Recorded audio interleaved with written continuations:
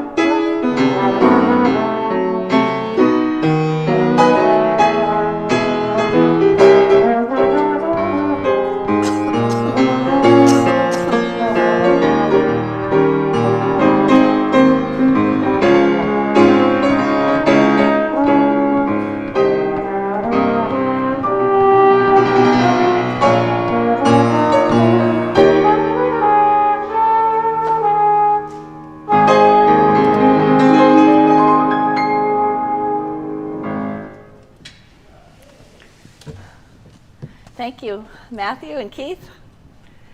Welcome again to the Unitarian Congregation of Mendon and Uxbridge. Welcome to you if you've been coming here for decades, or if you've just started attending recently, or somewhere in between. Welcome to you if your hearts are heavy this morning, or if your hearts are light, or a little bit of both. Opening words adapted from David Usher. Open your hearts to the wonder of worship. Open your minds to the eternal quest for meaning and truth. Open your eyes to the miracle of creation. Open your arms to the embrace of all. Open your souls and let the divine sweep in. I would like to invite you to stand for our chalice lighting and the lighting of candles today and the unison affirmation, and you could stay standing for the opening hymn. You may rise in body or spirit. And I'm inviting Peter to come forward and light our chalice and Hanukkah and Advent candles. These words, the Hanukkah blessings, are adapted from Lorenzo Bassman. First, we will start with the chalice. We honor the great mystery of the universe, the source of all, which deems everything sacred by its power to unite us, and we celebrate the spirit of life, wellspring of all we perceive and imagine. Next, we will light the Hanukkah lights. We cherish the wonder of each thing, the order of the universe that binds us together with all of nature, for giving us life, for sustaining us, and for enabling us to reach this season. We light the Hanukkah lights. Now, Abby's not here to tell me there's a helper candle and there's 7, so I'm not sure there's 8. I know it's the last night of Hanukkah, so we'll do this.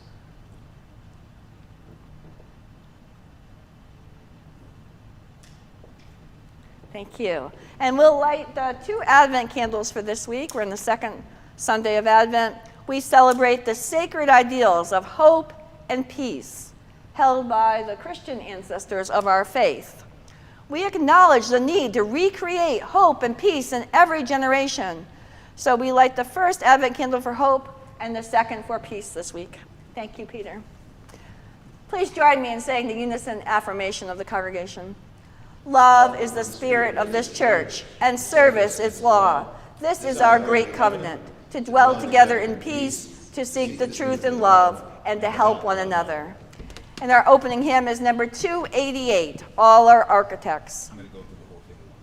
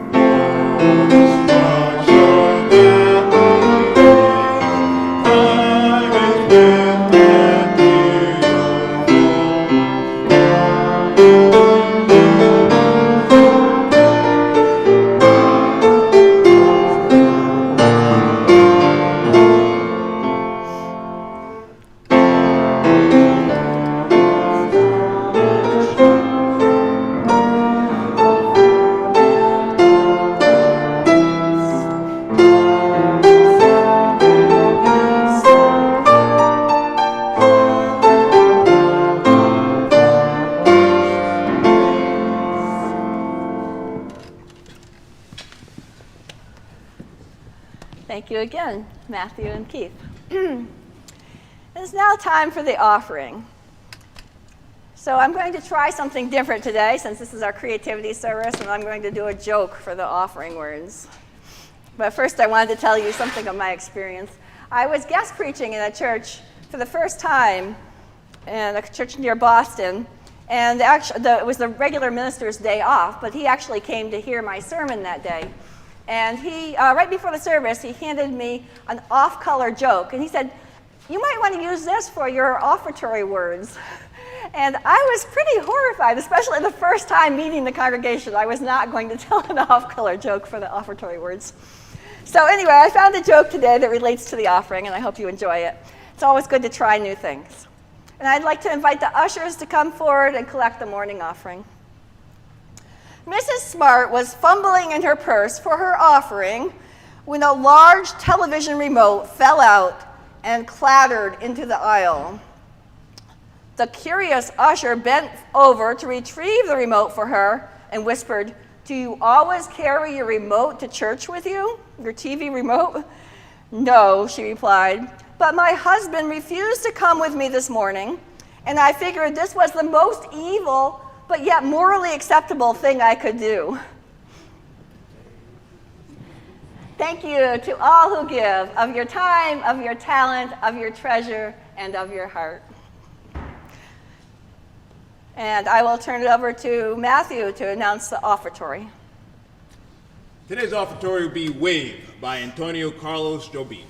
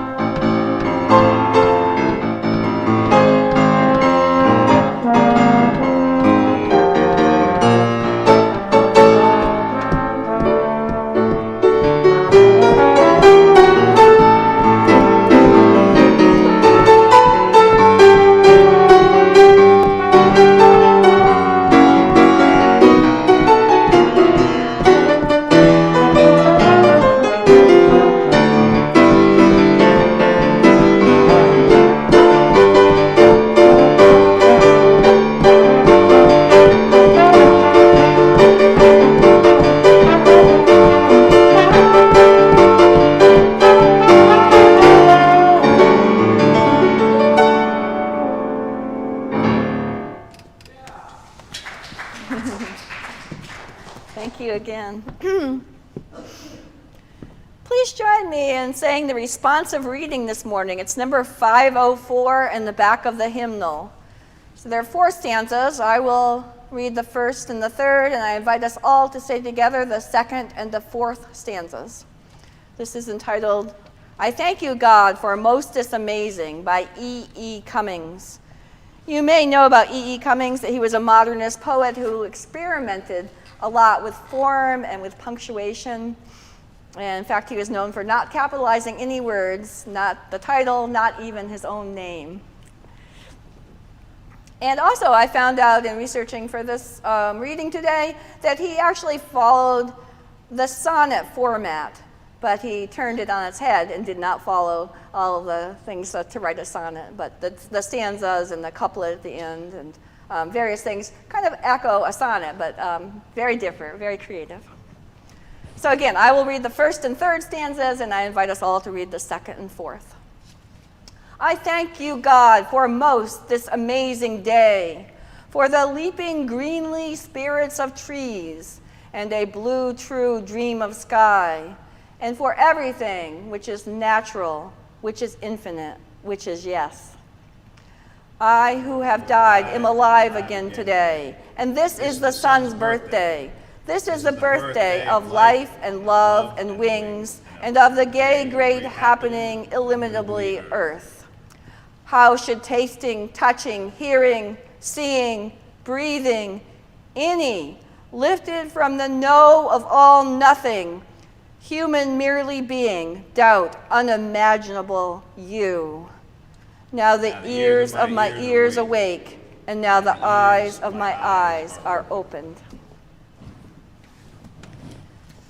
It is now the time in the service where we have the opportunity to share our joys and concerns, those things that weigh on our hearts, those things that we celebrate in our hearts that we would like to share with the community. So if you have a candle you would like to light, the candles are on this small table this morning. I invite you to come forward. You can use the mic right up here, say your name, and light a candle and share what you'd like to tell the community this morning. Is there anyone who would like to light a candle?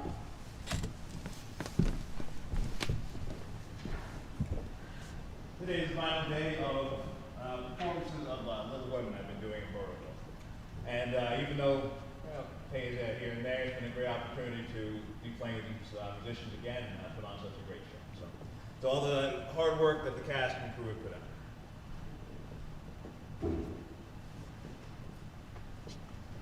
Yay for a Little Woman. All right.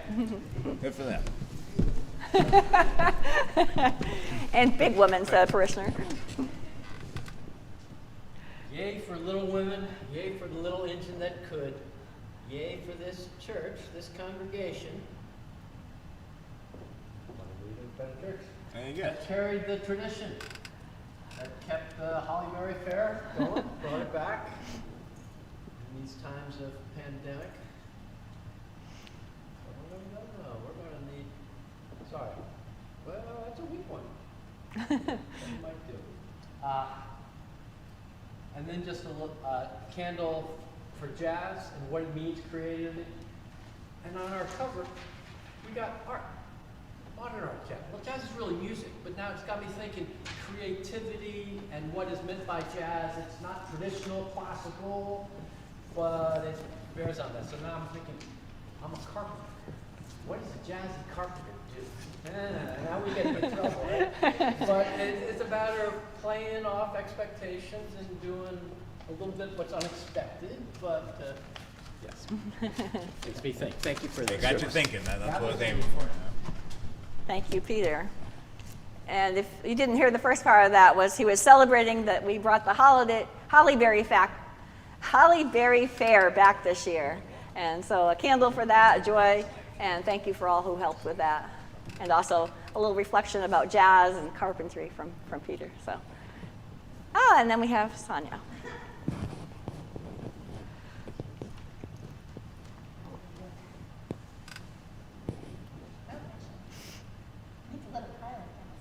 A candle for our 2 boys. Well, so one candle for Mr. Ben, who just turned 17. Happy birthday, Ben. candle for Sam, our college freshman in Philly. He's going to be turning 19 this week. It's the week of don't ask me how old my kids are because they're not evenly dispersed for about 6 days, so just don't ask me. And then a candle. Those that don't know, I work in post-acute brain injury rehab, and we have a number of programs that are under another few COVID clusters. So it's a candle for the safety and health of our clients and staff. Thank you, Sonia, for the safety and health of your clients and staff, and happy birthday to Ben and Sam. Is there anyone else who'd like to light a candle? Well, I have 2 candles this morning. The first one is for our dear friend Norma, Rita's sister. She's a little set back right now, having kind of a hard time. So I talked to her 2 days ago, and I asked her if she'd like me to light a candle for her, and she said she would appreciate that. So this candle is for Norma.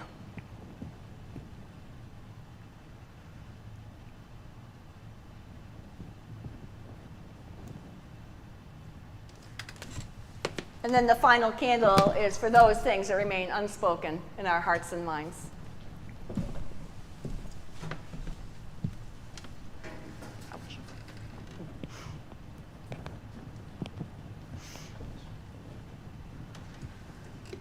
I'd now like to invite you into a time of meditation.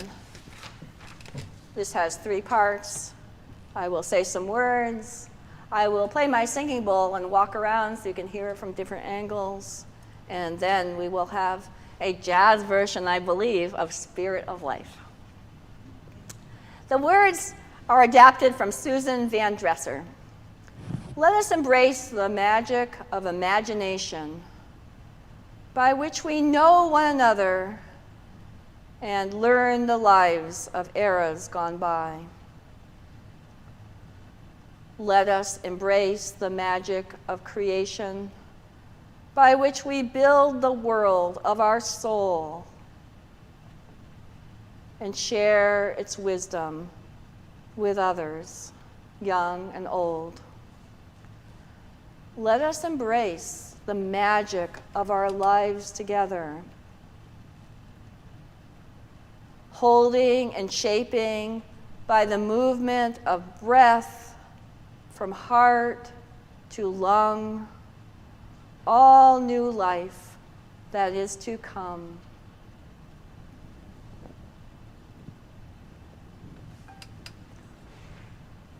Let us embrace peace, the theme of today's Advent candle. Peace in our hearts, peace in our families, peace in our communities, peace in our world. Let us breathe in peace, breathe out dis-ease, breathe in peace and well-being, hope and wellness. Breathe in peace.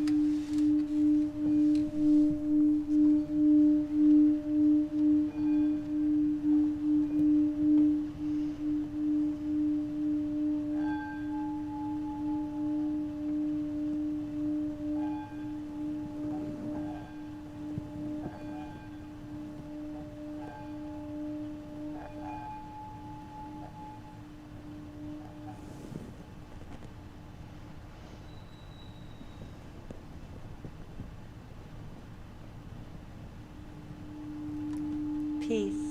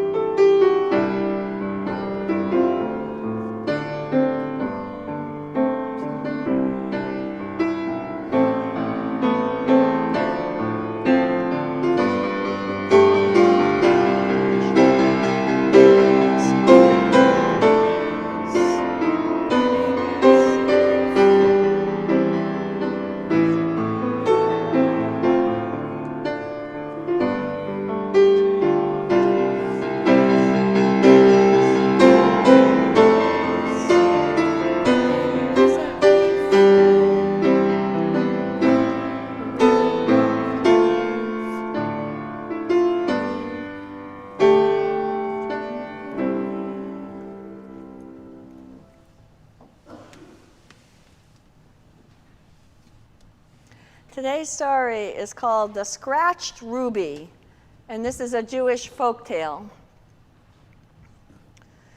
There was once a rich and powerful queen who had a large and glorious ruby that was beyond price. This jewel was the basis of her wealth and power and her most cherished possession.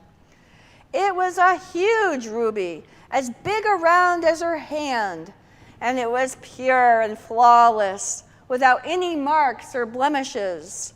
Every day she would sit and gaze at her ruby. One day, when the queen went to look at her ruby, she discovered to her horror that it had a long, deep scratch. She had no idea how it happened, but there was this long, deep scratch in her ruby. She was horrified. What was she to do? Immediately, she sent for all her palace jewelers to come and examine the deep scratch and see what could be done. They were unanimous that nothing could be done without causing further damage and possibly causing the ruby to break into pieces. The queen was devastated, and she offered a substantial reward to anyone who could repair the ruby. Some jewelers and stone workers came, but all agreed that nothing could be done without risk of further damage. After some time, one of the queen's servants said he had heard of an old retired jeweler who lived far away, who was known to be very experienced in working with damaged jewels. So the queen immediately sent for him, and a few days later he arrived. He was very elderly and shabbily dressed, did not look very impressive, and the queen's servants were scornful and told her that she was wasting her time. But the queen insisted the jeweler have a look. The jeweler took the ruby in his hands and he gazed at it closely from every angle. After some time, the retired jeweler said, "I cannot repair your ruby, but if you wish, I could make it even more beautiful."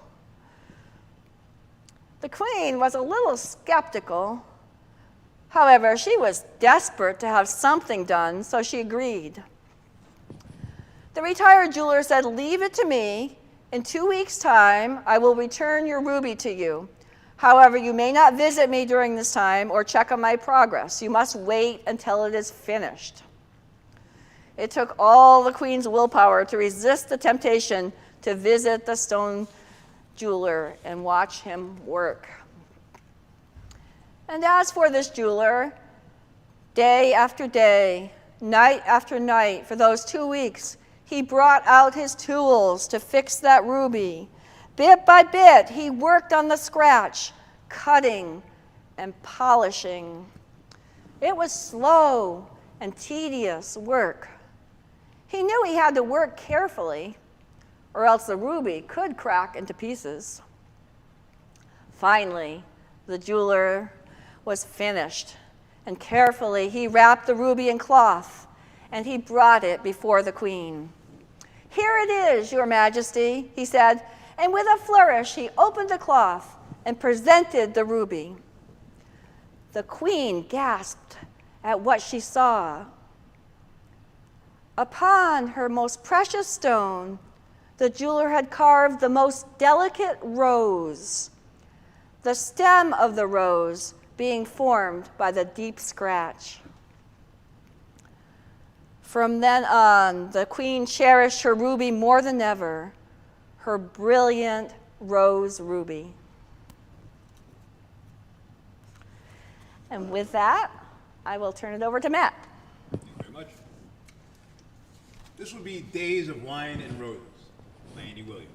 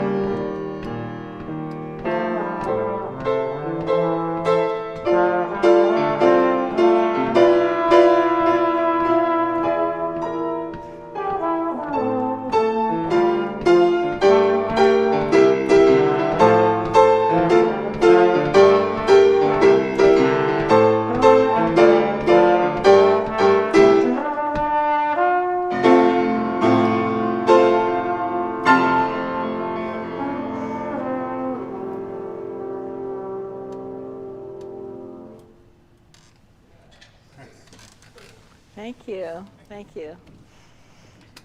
The theme of today's service is creativity and jazz. And I asked Matthew to play jazz songs today because I think jazz is the most creative kind of music I can imagine, with Keith's help as well on the trombone. So I think all music is creative, but I love the improv nature of jazz. A French railroad passenger learned that Pablo Picasso, one of the co-founders of the early 20th century Cubist art movement, was sitting next to him on the train. You might know that in Cubist artworks, objects are broken up, analyzed, and reassembled in an abstract form, often with the surfaces intersecting at seemingly random angles, in order to depict the subject from a multitude of viewpoints. And Pablo Picasso is one of the most famous Cubist artists. So anyway, Pablo was sitting on this train with a man next to him, a man he didn't know, as is sometimes the case when we travel on public transportation. And the passenger realized who he was sitting next to, but instead of being in awe that he was sitting next to this great artist, instead he began to grumble and complain about modern art to Picasso. The passenger said that this kind of art was not a faithful representation of reality. Picasso demanded, then, what was a faithful representation of reality? The man reached in his pocket and pulled out his wallet and took a photo out of the wallet and said, "There, that's a real picture. That's what my wife really looks like." Picasso took the picture in his hands, and he looked at it carefully from all different angles, turning it up and down and sideways. And then he said, "She's awfully small and flat."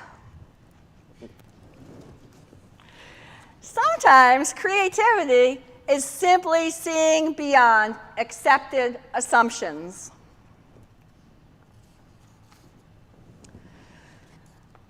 When my youngest daughter, Melissa, was about 10 years old, she made a sandwich with these ingredients: 2 pieces of bread with the crust cut off, fake turkey, pieces of cheese, raw cauliflower, pieces of banana, and a few cheddar sun chips. I know this is what was in her sandwich because she wrote it down. Then she ate the sandwich and she said it was terrible, but she had the fun of using her creativity. Creativity invites us to take risks and try new things, to let go of the heaviness of expectation and perfection. Creativity invites us to enter into the lighter joy of creating something new without knowing how it will turn out. This sermon is entitled "The Lightness of Creativity." What does that mean, the lightness of creativity? In thinking about creativity, I decided that one of the essential elements of creativity is its lightness or playfulness. It is not heavy. It is fun, like a child at play using their creativity and imagining the world. And there is a Sanskrit word that I love. It is lila, and it means divine play. It could be said to mean God's play, or the play of God in us. In the Hindu religion, Sanskrit language. The world is seen as the stage of the divine play. In its dynamic play of the world, everything is always changing, and yet everything is always connected to everything else. This reminds me of our 7th year principle, that we are part of the interconnected web of life. And this web is dynamic, always changing, not static. Perhaps one can think of this play, the play of Lila, as a divine experiencing everything all sentient beings experience, from a place of freedom, not necessity, from a place of love, perhaps even from a place of curiosity. It's an interesting way to think about the world. And when I I think about the word lightness, I think about the lightness of creativity, I imagine two different meanings for this word, lightness. First of all, as I've mentioned, I'm thinking of the fact that play is fun, as opposed to schoolwork or chores or doing your taxes, which some of us might find more burdensome. Maybe some of you find that fun, but many people don't. Many people find chores more burdensome, more heavy, whereas play, whether it's the play of a conversation or the play of daydreaming or the play of creating something, whatever you like to create in your life, play is light. It has an element of spontaneity and freedom to it. When children play with Legos or with little people, they don't have a script they're following. They make it up on the spot. Joy often lives in play, and sometimes love lives in play as well. Whether it's love of the thing you're creating or love for the people that you're creating it with, love and joy can be found in play. Also, maybe some of you have had this experience. Have you ever had an argument with someone? And you're arguing and things are not happy. And you're able to step outside the situation long enough to make a joke about the argument. Not a joke with a barb to it. Not a joke to try to continue the argument in some other way. But the kind of joke like stepping back and kind of looking at it in a humorous way and sharing it with the other person. If you can ever do that, perhaps you can laugh together and feel a bit of lightness about the situation that seems so heavy moments before. It reminds me of the words of Jesus when he said that his yoke is easy and his burden is light. If we have to have burdens, we like light burdens. Several years back when I was in seminary, I liked it better on days when I took my backpack on the train and my burden was light with library books instead of weighed down with very heavy books. We all like light burdens if we have to have any burdens. I'm also thinking about the lightness of creativity, like the brightness of the sun, sharing light with all creation. This kind of lightness is really about energy and connectedness. And I think this relates to jazz as well. The energy of the sun makes life possible on earth. And the energy of human love, joy, creativity, and gratitude is what makes us flourish. Play and creativity are expressions of unblocked energy. If creation is anything, it is creative. Life abounds in a multitude of forms and evolves into even more forms. As human participants in the play of life, we are also intrinsically creative. I can almost hear some people object. I'm not a creative person. I'm not an artist. I can't draw. I can't sing. I can't. Well, I've got news for you. We are all creative. Somewhere along the way, some people have picked up a very narrow definition of creativity. Let's broaden the definition for the good of each person and the good of the collective all. What are some ways you and your loved ones are creative?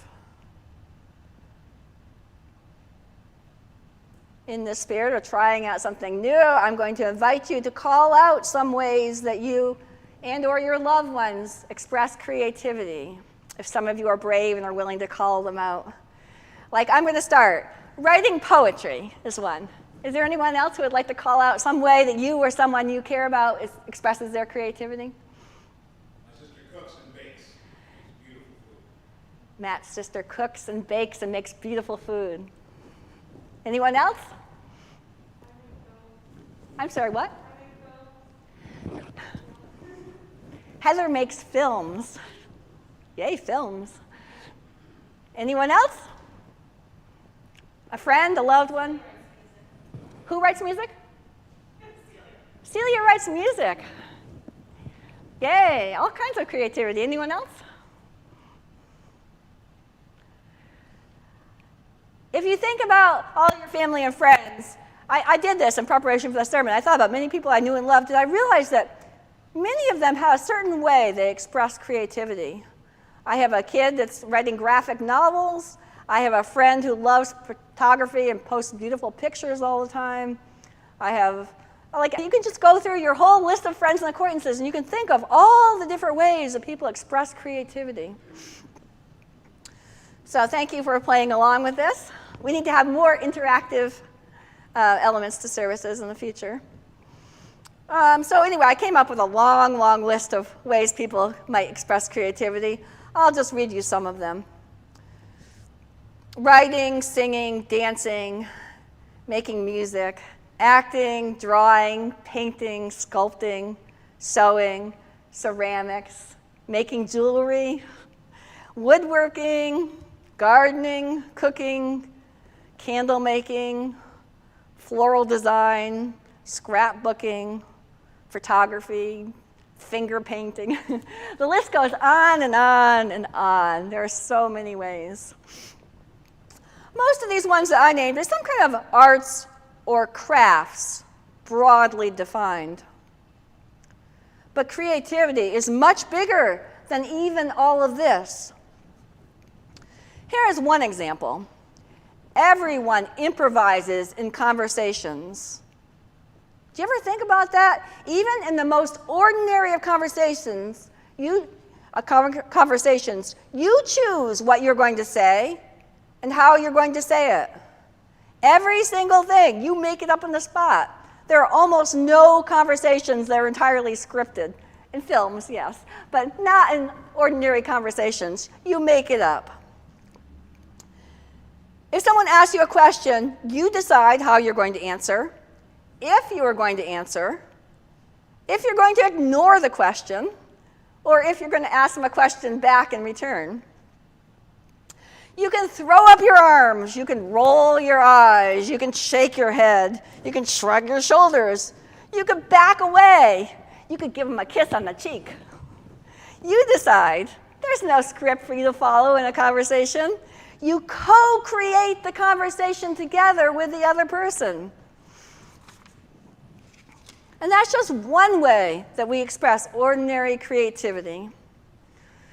You also create your days. Yes, you may have jobs and obligations and responsibilities. However, you decide what you're going to do and how you're going to do it every single day. In fact, every hour. In fact, every minute. You can follow regular routines or you can mix things up. And when you mix things up, you are more likely to see things in a new light. So I shared a joke during the offering, and I wanted to note about jokes, something that Stephen Nachmanovich says in his book, Free Play, that jokes bring us to a new view by setting up a theory about what is happening, and then the punchline explosively deflates the theory and offers a very different perspective. In the same way, art surprises us and can shift our frames of reference. Researchers Barbara Shakarian, Christelle Langley, and Victoria Leong note that flexible thinking is key to creativity. The ability to think of new ideas and to make novel connections between ideas. Contrary to many people's beliefs, creativity is also important in science and technology and innovation. And for one example, these researchers discovered that entrepreneurs who have created multiple companies are more cognitively flexible than managers of a similar age and IQ. IQ doesn't measure cognitive flexibility, but cognitive flexibility is a building block of creativity and is very important. Be able to see things in a different way in our minds, a new perspective. Cognitive flexibility is associated with higher resilience to negative life events. Additionally, it can be beneficial emotionally and socially. Studies have also shown that cognitive flexibility has a strong link to the ability to understand the emotions, thoughts, and intentions of others. The good news is that people can grow their cognitive flexibility. And in fact, cognitive flexibility is essential for society to flourish, because people who practice flexible thinking sometimes can make connections in surprising ways. Ultimately, people with cognitive flexibility and creativity are needed to help solve the big challenges of our time, such as global warming, preservation of the natural world, clean and sustainable energy, and food security. Being creative is a spiritual practice, a life practice that can help us get in tune with our true selves, with other people, and with something larger than ourselves. Also, you can be creative with how you practice creativity. You might have heard of the paperclip challenge. The challenge is simply to make a list of all the uses you can find for a paperclip, besides clipping papers together. It could be anything. You could bend it and make a hook for something. Or you could think of something much more strange you could do with a paperclip. But it's an interesting challenge. I invite you to try it. Make a list. Can you come up with 5 other uses for a paperclip? Can you come up with 10, 20, maybe 50? If you try hard and you try to really think out of the box. Some genius folk can come up with 200 other uses for a paperclip. Some of the uses may be practical and some may be silly, but the challenge is to stretch your mind and think creatively. To dig deeper than automatic responses. Dorothea Brand, in her 1936 book, Wake Up and Live, suggests 12 mental exercises to make your mind keener and more flexible and to inspire creative problem solving. And I just picked 5 of her exercises to share with you today. Number 1, think for 30 minutes a day about one subject exclusively. Start with 5 minutes. Just commit yourself that you're only going to think about this one topic. Seems like a kind of meditation, a kind of way to discipline your mind. Write a letter or talk for 15 minutes without using the words I, me, mine, or my. That's a good challenge. It's okay. Pause on the threshold of any crowded room and size it up. I imagine some of you already do that. Keep a new acquaintance talking about herself or himself without allowing themselves to be conscious of it. Or talk exclusively about yourself and your interests without complaining, boasting, or boring your companions. Challenges you set for yourself can be even more simple. You can try going through a day using your non-dominant hand as much as possible.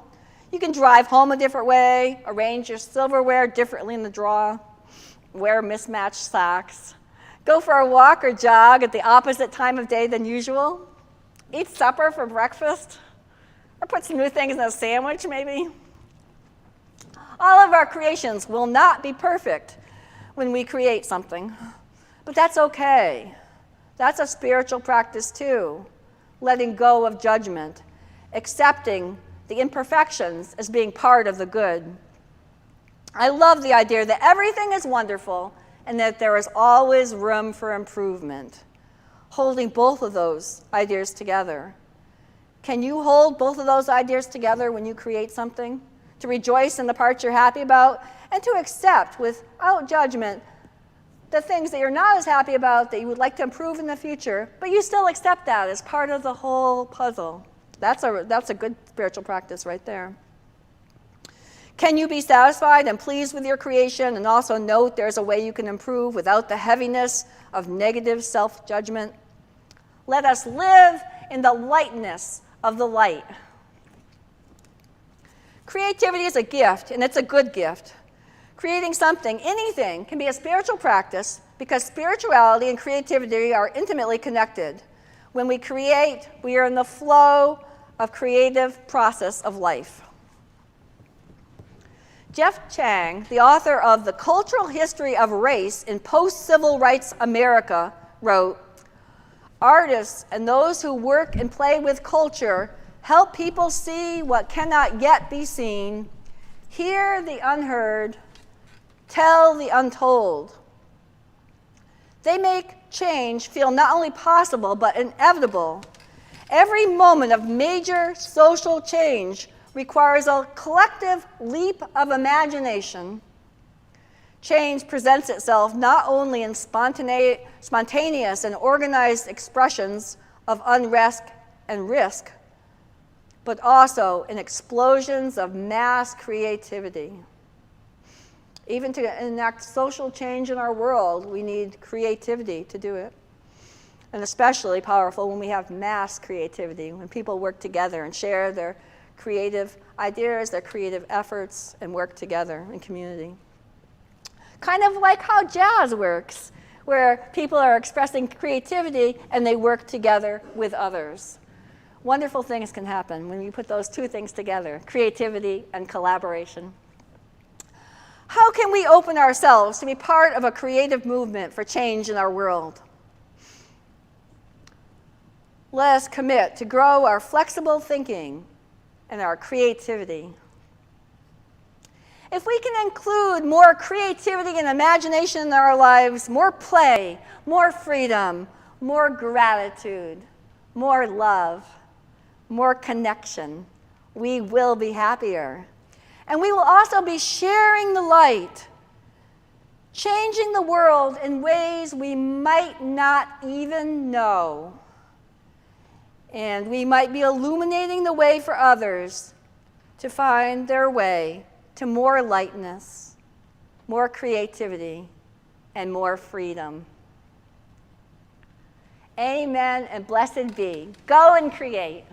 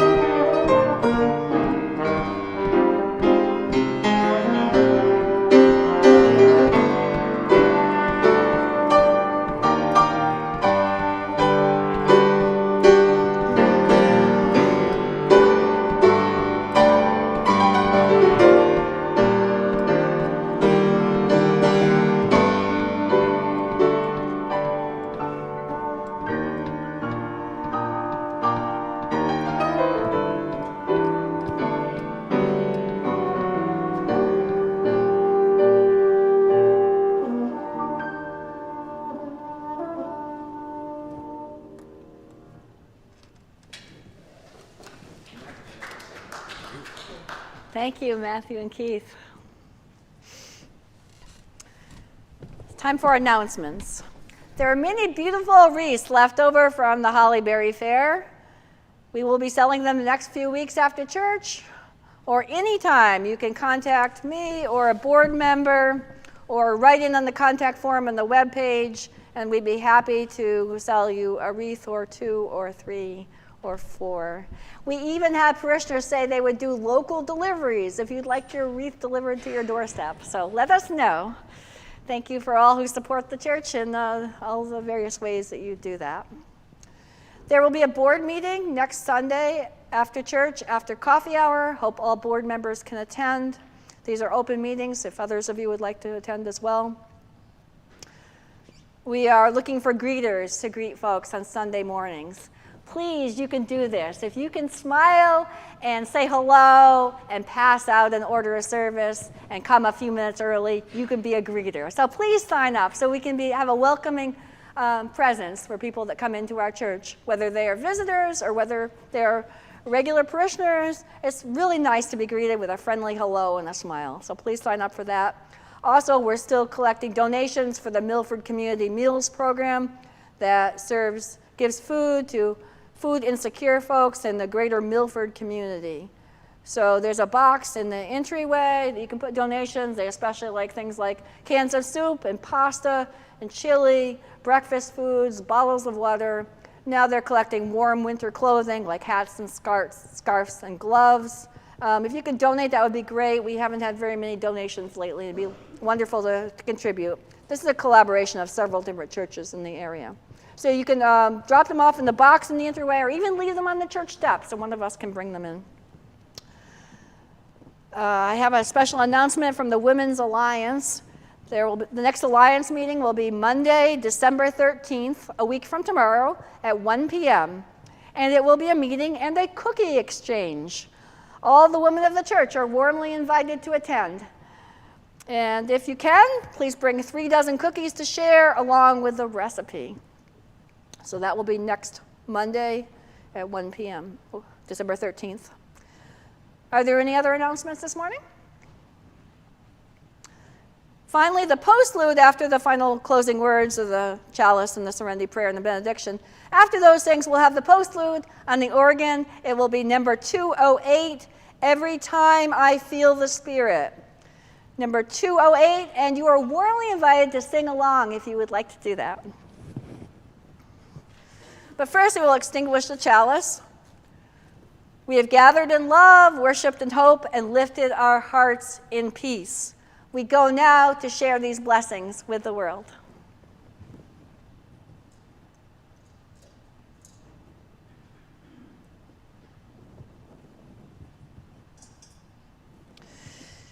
And please join me in saying the serenity prayer, as is the tradition of this congregation. God grant us the serenity to accept the things we cannot change, the courage to change the things we can, and the wisdom to know the difference. The benediction words are by Barbara Wells. May you find the deep peace of creation flowing in your spirit. May your senses be awake to the creative spark that lives within you. May you walk in beauty and seek to create beauty wherever you go. May you take the risk of discovering the divine within you and around you. And may the Spirit of life bless you with courage and with hope as you live creatively with others at your side. Go in peace until we are able to be together again.